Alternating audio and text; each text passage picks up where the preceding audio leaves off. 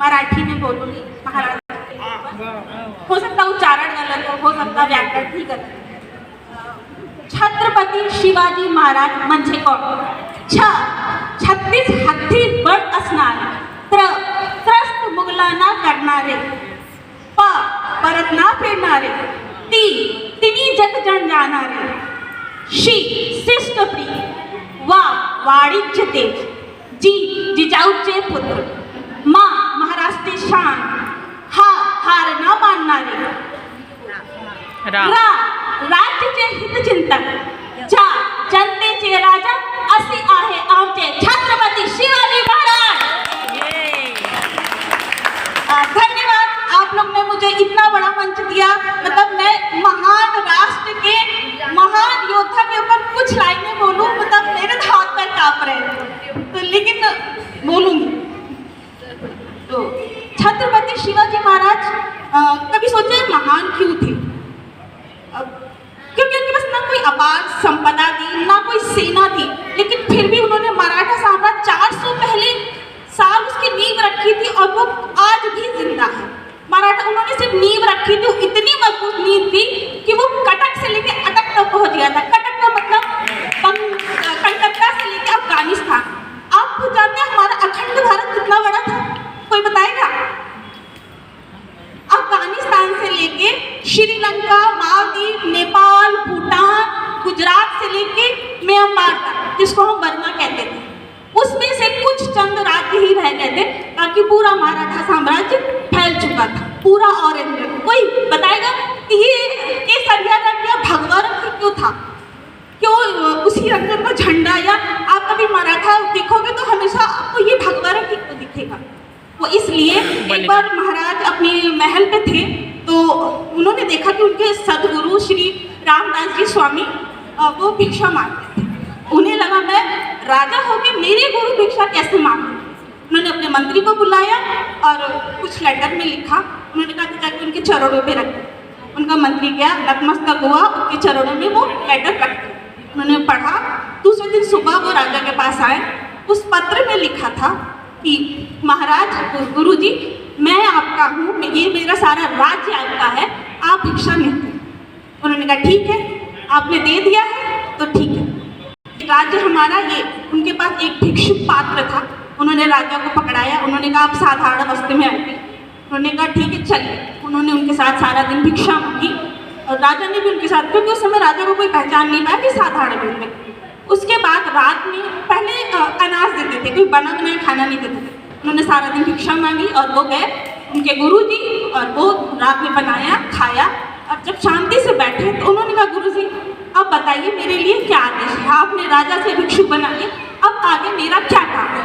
उन्होंने अपने अंग का जो उन्होंने भगवा रंग का जो कपड़ा ओढ़ रखा था उसको उन्होंने दिया और बोला इसको ले जाके इसको ध्वजा की तरह यूज प्रयोग करना, और ये जो आपका राज्य है वो मेरा है, उसको मेरा अपने गुरु का आदेश समझ के उस पर शासन करना।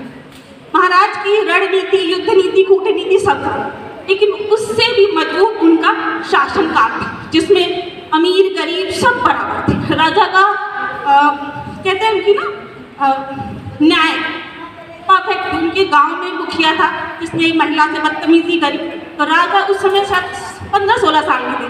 उन्होंने बिना देर के हुए तेज आवाज में सीधे कहा इसके हाथ पैर कटवा दो।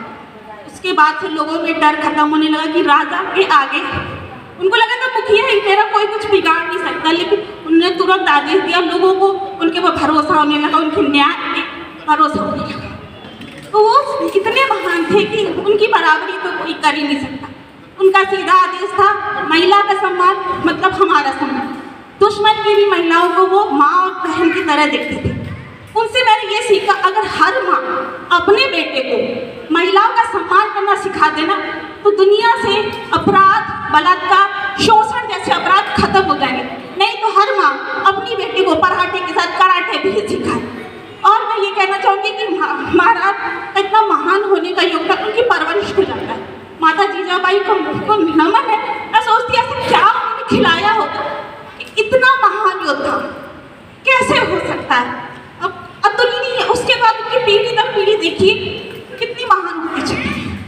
रही बात परवरिश तो मुझे लगता है परवरिश एक तपस्या है, एक ध्यान है, ये कोई टेक्निक नहीं है, जिसमें आप छोटे बच्चे को मानव नहीं संपूर्ण इंसान बनाते हैं। परवरिश में आपको ध्यान देना पड़ेगा। उन्होंने बच्चे को अपने शिवाजी को उन्होंने भागवत गीता, रामायण ये सब चीज़ें पढ़ाई हैं। हम अपने बच्चों को टॉम एंड जेरी और स्पाइडरमैन ये सब दिखाते हैं, फर्क नहीं है। कैसे समझेंगे सही और गलत? कूटनीति, राजनीति उन्होंने वहीं से सीखा। रामायण, भगवद गीता, महाभारत, वेद, पुराण सब वो सुना था। तो परवरिश से स्ट्रॉन्ग कीजिए। और एक चीज़ और है, महाराज कहते थे कि युद्ध तलवारों से नहीं हौसलों से जीत जाते हैं। वो उनके युद्ध में तलवार से पहले उनकी सोच चलती थी, उनकी योजना चलती थी। तो बच्चों को फिजिकली और फाइनेंशियली स्ट्रॉन्ग करने की बजाय मेंटली स्ट्रॉन्ग करिए। और लास्ट में बस क्या बोलूँ, परवरिश पर अपना ध्यान दें, बच्चों को इनकी कहानियाँ सुनाएं, इनके बच्चों की कहानियाँ सुनाएं। महाराणा प्रताप ये सब भी बहुत महान योद्धा थे, लेकिन ये महान इसलिए थे क्योंकि वो सब फिलॉसफी में हार जाते थे। राजपूत बहुत महान थे, जब तक राजस्थान में विदेशी घुसे नहीं तब तक उन्होंने रोक के रखा, लेकिन जब घुसे वो घुसते ही चले गए। उसके बाद उन्हें एक योद्धा मिला जो उनको उसी भाषा में जवाब दिया, क्योंकि बाकी महाराणा प्रताप की विचारधारा थी कि निहत्थे भी वार नहीं करेंगे, पर उसी में वो मात खा जाते थे। लेकिन पहली बार कोई ऐसा योद्धा था जो उनको उनकी भाषा में जवाब देता। तो अपने बच्चों को जो सामने वाला जैसा उसी के हिसाब से बात करना सीखें। और इसी के साथ मैं अपनी स्पीच खत्म करूंगी। जय भवानी, जय शिवाजी।